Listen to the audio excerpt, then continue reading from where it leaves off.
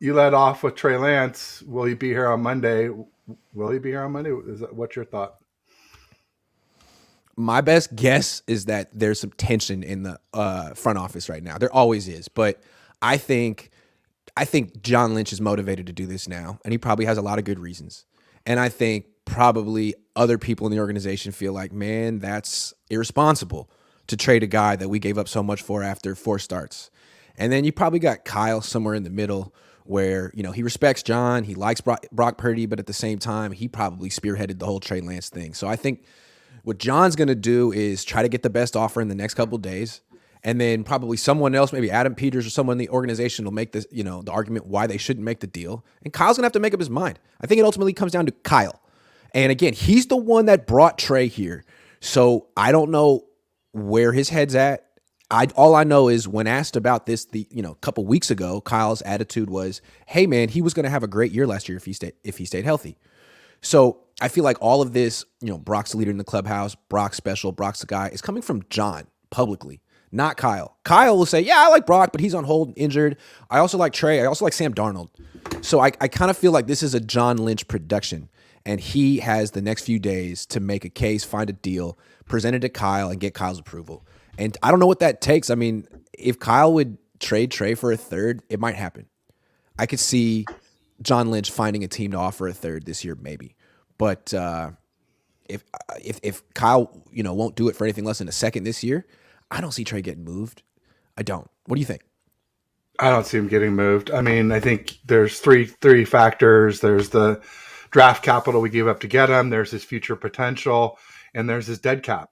All three, I think, are big hindrances. And we get third round picks like money. I mean, I got a fourth. The fact that he hasn't actually failed, he just got injured.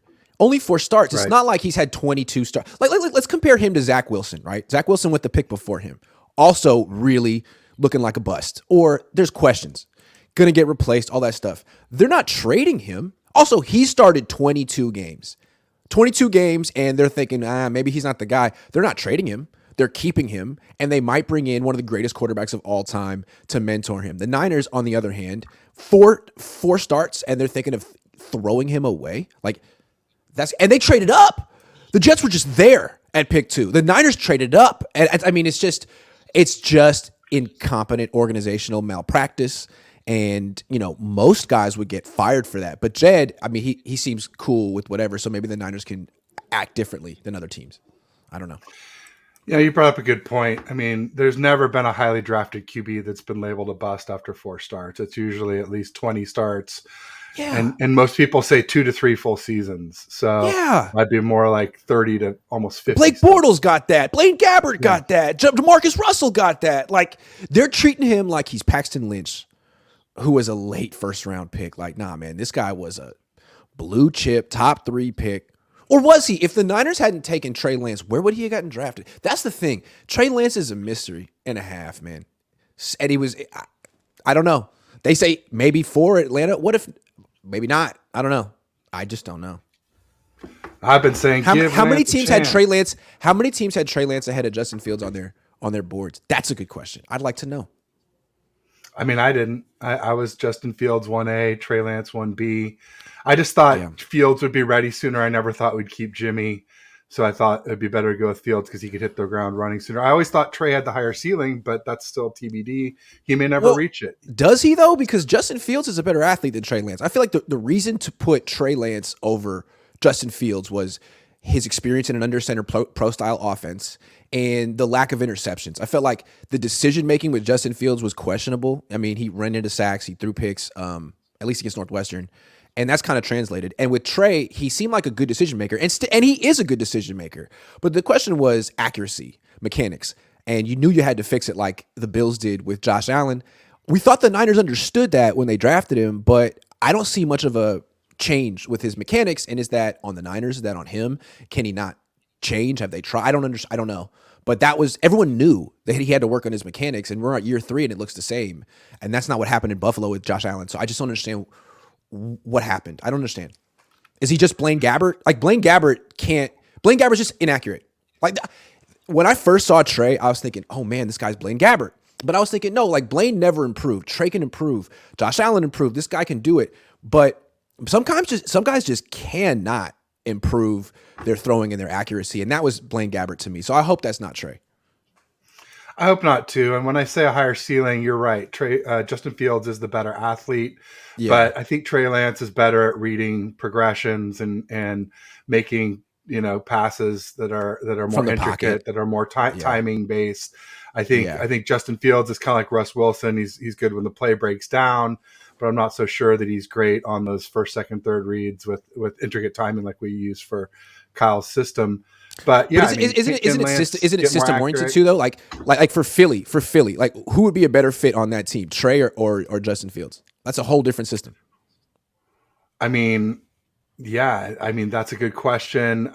Hurts is a great runner, so I would lean towards Fields maybe. Right. So I think a big reason the Niners lean towards Trey is system, scheme, and I think you get in trouble if you're drafting players if you're scouting the offense and the scheme of the college rather than the player, because you should be able to teach, whatever you need to do, the basics of running your scheme. And I think Kyle isn't necessarily a teacher at heart.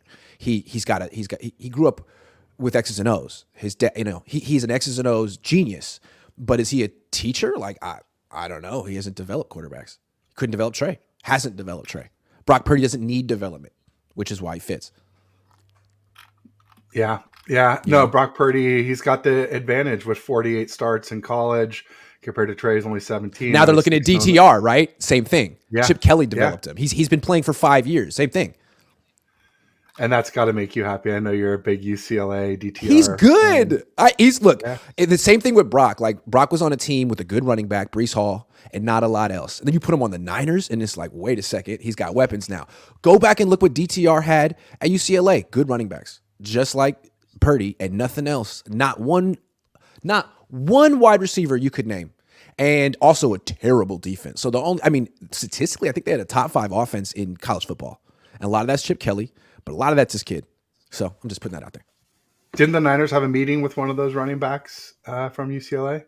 I don't know. Charbonnet's really Charbonnet. Charbonnet's really good. I was like, is his name Champagne or something? But, what I like about it's like a combination of champagne and Chardonnay, which I love. Yeah, there you anyway, go. He's really good. I would rather draft him in round 3 than Bijan Robinson in round 1, because to me, I feel like Charbonnet gives you more as a receiver than Bijan, but I could be wrong. I've just watched a lot of Charbonnet. You can line him up outside the backfield. You can do a lot with Charbonnet. Good receiver.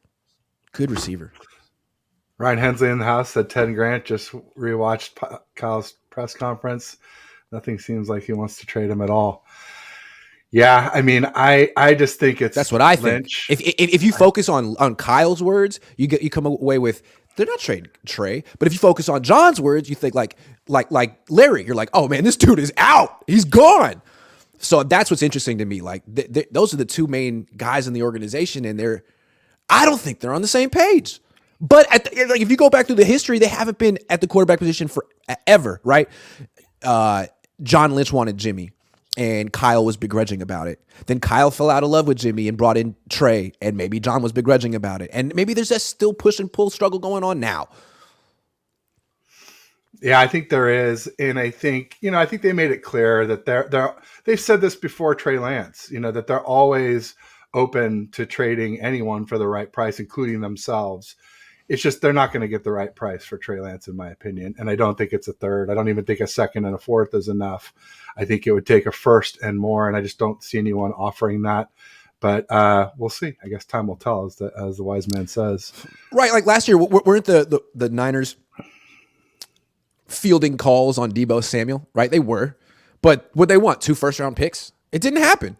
They're like, yeah, you can call us up. We'll listen. Anyone has a price, but it didn't happen. So I think it could go that way with Trey Lance this year too. Because really, what are they going to get? What team is going to offer him a first-round pick, to your point? It's not going to happen. Even a second-round pick, I'd be shocked. A second-round pick this year? And he hasn't played in 3 years, essentially? No, I can't see it happening.